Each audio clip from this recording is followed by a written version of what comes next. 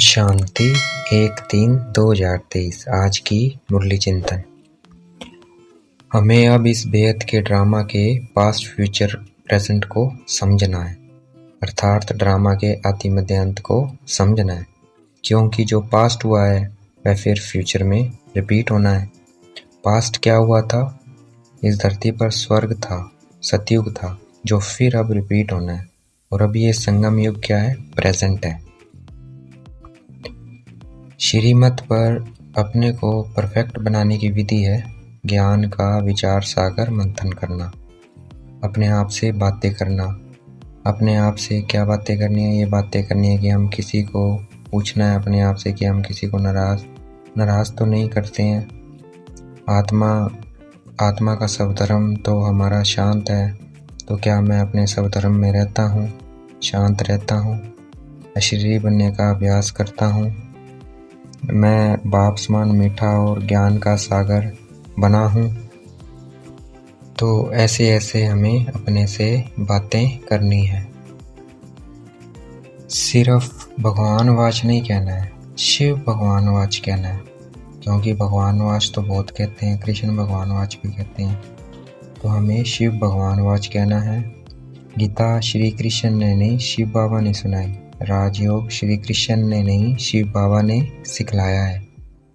सृष्टि के आदि मध्य अंत को समझना ये क्या है? ये ज्ञान है, और ये ज्ञान वेद का मालिक परमात्मा खुद आकर हमें समझाते हैं। भारतवासियों को ये नहीं पता है कि श्री कृष्ण ही श्री नारायण बनते हैं।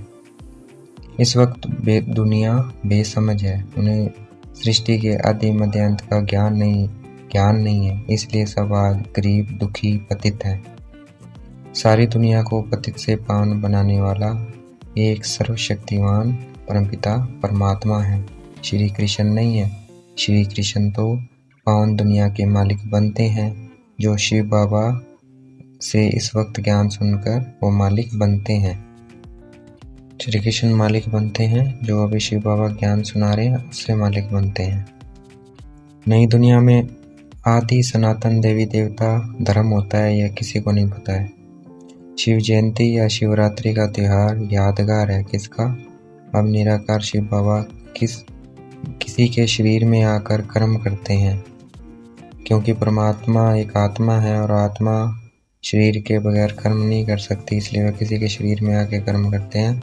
उसका यादगार है वो, उनका अपना शरीर है नहीं। परमपिता परमात्मा स्टार मिसल है, उनका नाम शिव है, और हम आत्माएं शालिग्राम है।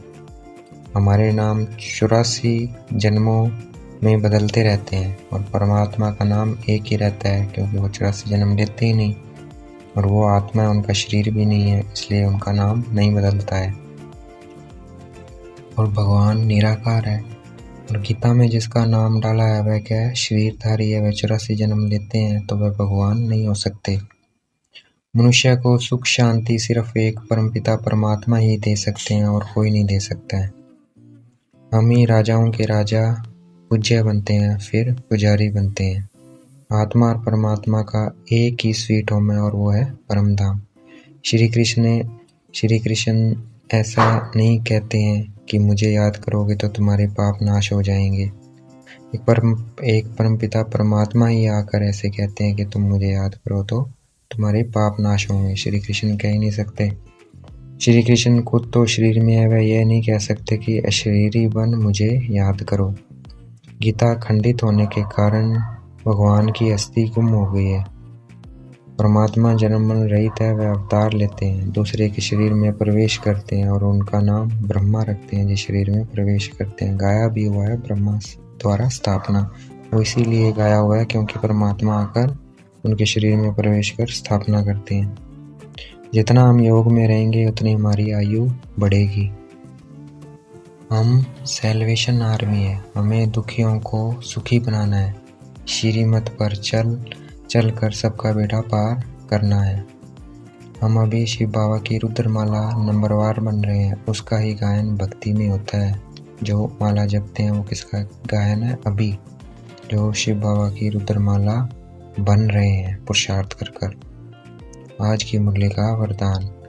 ब्राह्मण जीवन में सदा आनंद या मनोरंजन का अनुभव करने वाले खुश नसीब भाव। आज की मुरली का स्लोगन, सबके प्रति दया भाव और कृपा दृष्टि रखने वाले ही महान आत्माएं। अच्छा, ओम शांति। शुक्रिया मेरे बाबा, शुक्रिया।